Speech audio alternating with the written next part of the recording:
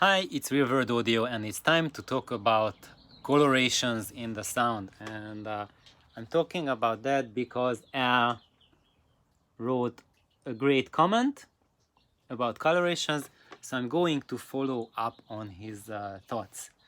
So basically, he's saying that controversial subject it is, colorations, and colorations are just changes in frequency, EQ. Everything in audio is colored.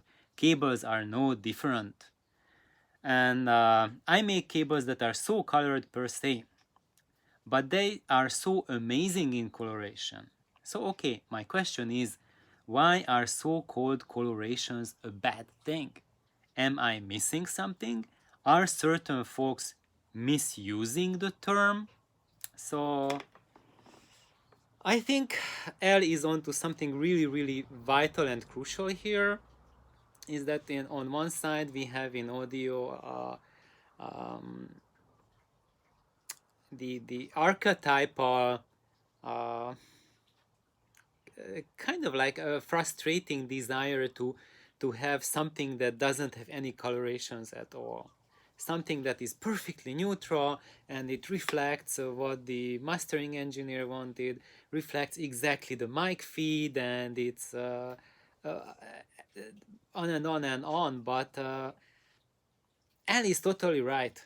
uh, what you want as an audiophile, as someone who is listening to music, is to hear the sound you want it like. And it doesn't really mean that you love distortion, that you don't have hearing or anything like that. I'm going to use live music examples to make the colorations have some meaning, just to ground the term, and then I'll just use it as some kind of audio mumbo jumbo. uh, because when you listen to instruments live, uh, you hear that the sound is colored when you are in a room acoustics that contributes to the sound to warm up the sound. So basically you feel that there's warmth coming from the instrument, and that happens when it's played in a room that has a lot of wooden objects inside, um, and it does not have hard reflecting surfaces. So basically it gives you a pleasant sound. So if you listen to a violin or a guitar played in a warm acoustic sound space, then you will have a warm pleasant sound coming from that guitar, coming from that violin, coming from that oboe, coming from piano, saxophone, or name your whatever instrument. And you have a colorless sound when you are basically playing in an anechoic chamber. So in that case, the anechoic chamber doesn't add anything to the music instrument sound, and you just directly hear whatever is coming out. But now you get my drift that this is now a perfectly artificial scenario. If you're in an anechoic chamber, then things sound really broken in that. It doesn't sound live, it doesn't sound natural. We don't listen to anechoic chambers, we don't listen to heavily dampened environments. And most recording studios, if you don't have one like that, then just please comment. But most of the recording studios where 90+% of the music is done, they go on the dampened side. So they are dampening or over dampening the studio to prevent really bad reflections that come uh, uh, from the surfaces. So that's why they treat the surfaces so they don't interfere with the music, because most recording studios are not concert halls, are not built to play music instruments perfectly.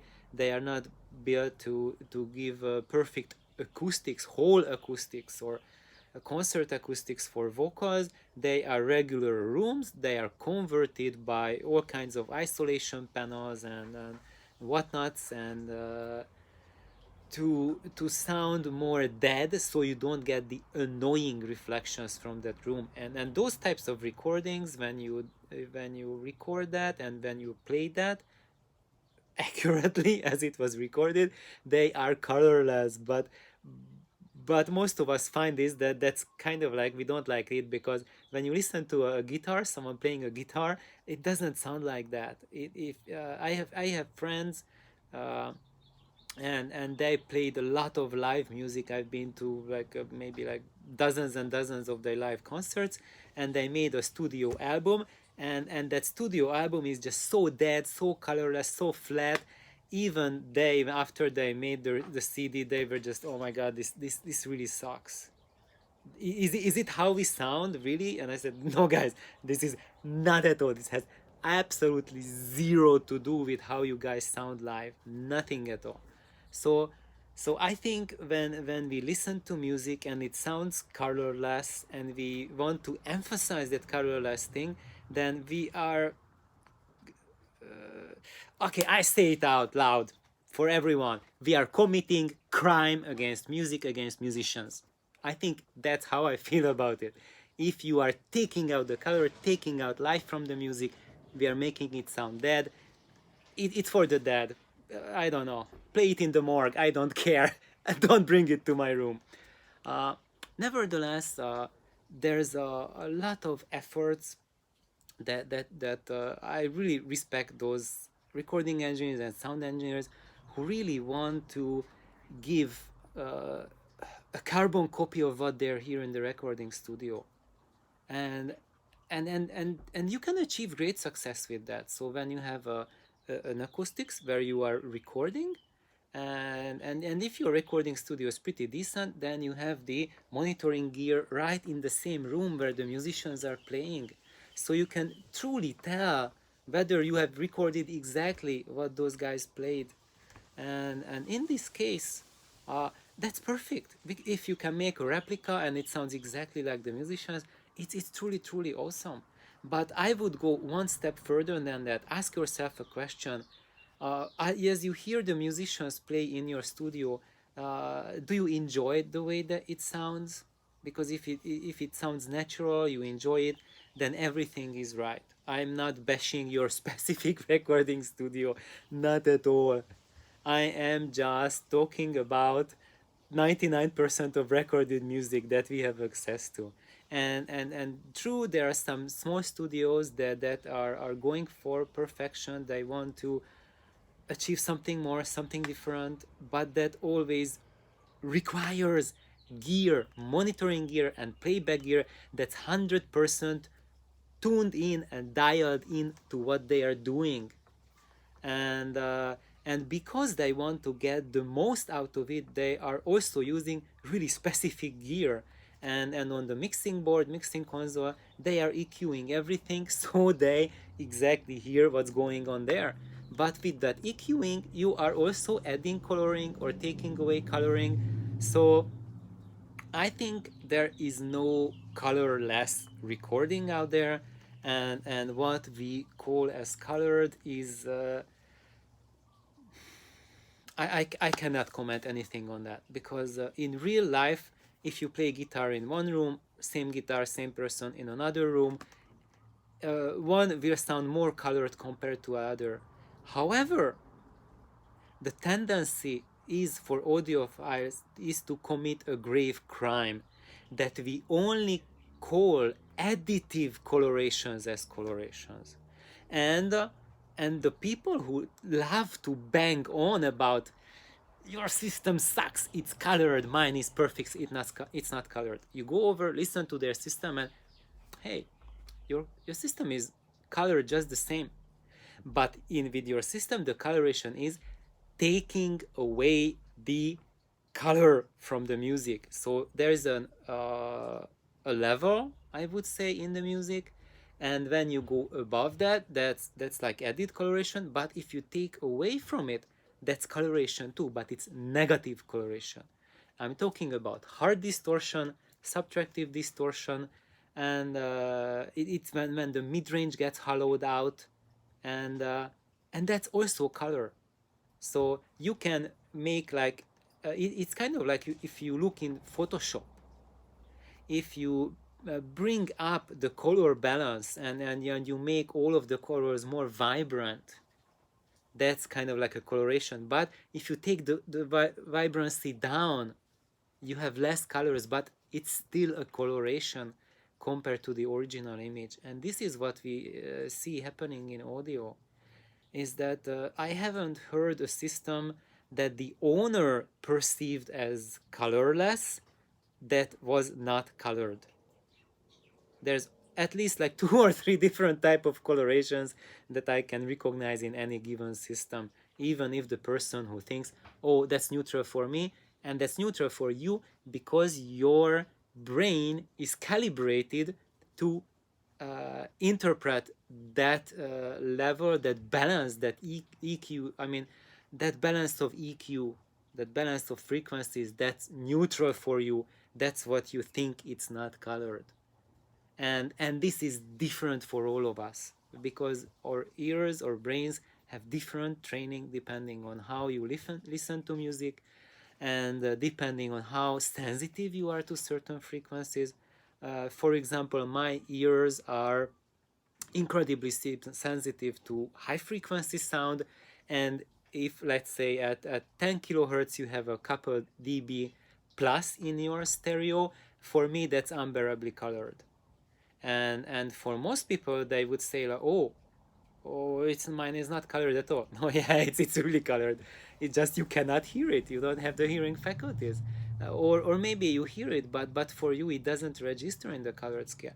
So I would say that throwing away this I'm blaming that your system sounds colored and mine is perfect. I that's total BS, because every single system is colored, and you just have to ask someone else, the person who is listening to his system.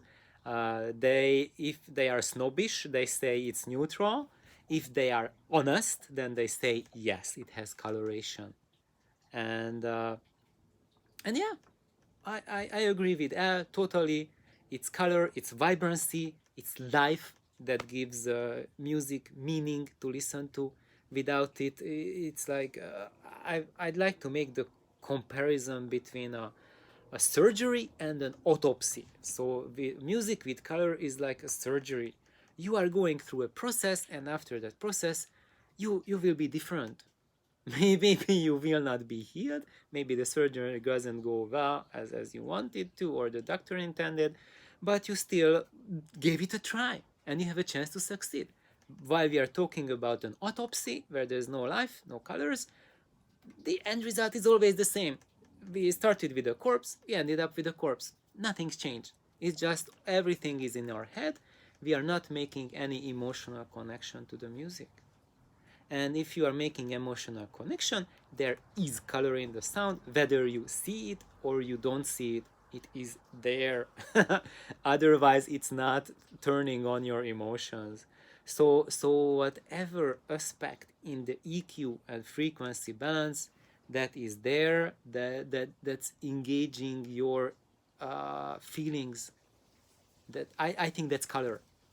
And the color can come in live music, and it can come in recorded music. It doesn't matter, because in live music as well, if it sounds like really clinical, they are playing at like stone walls, glasses, and it's like really hard reflections, really harsh sound. It We get that impression because it's the low frequencies which are overemphasized by all of the stone, and the glass surfaces and stone surfaces also reflect back the very high frequencies. So when you have an analytical sound, it means that it has a lack of mid-range. That mid-range is underrepresented in a cold analytical sound. And when it's people who call a sound warm and colored, it means that mid-range is represented or a bit more represented than the bass and the top end. And it's really up to your ears, up to all of our ears, how your hearing works. So if you are not sensitive to very high frequencies, then it's quite likely that you will like the analytical type of sound, because the hard reflections don't bother you. But if you have a very keen hearing of ultra high frequencies, then the analytical sound will be absolutely, totally unbearable for you because it's such a fucking mess that's coming in the 15 plus kilohertz region that it's unlistenable. And it doesn't matter if it's live or recorded, both are unlistenable. And personally, if it's like a venue like that that sounds analytical, real life, I just, open the door, goodbye, close the door, leave. I don't go there. And that's just my preference. And this is the preference for those people who would, I would say, like, prefer warm music. uh, but it doesn't mean that we listen to artificial crap. It means that we don't listen to music recorded in a hard environment with hard reflective surfaces, and it whether it's recorded or live, both of them. So thank you all for the amazing comment. I hope this really helps everyone. I feel very strongly about this issue, and I find it just so bad that poor people who have good hearing even when we are in our 50s, 60s, 70s, and those people who in most cases have vastly compromised hearing ability in the 15K plus region, and they just say, oh, you guys listen to colored stuff. No, that's crap. Let's just respect each other. I'm talking about people who listen to analytical sound. I respect that you love that type of sound, and I know that you can tolerate it because you don't hear what I hear. And your preference is more those venues where you have an overrepresented high frequency, overrepresented bass. Totally okay. If you love that, perfect. And I have a lot of suggestions how you can create a system like that. But what I don't like at all is that audiophiles pulling to two different camps, and one, bad mouthing the other, that, yeah, this, you guys suck, you listen to color and you listen to that stuff. Now, whatever, personal preferences might be different hearing, and I just told you guys my version, how I perceive these two camps.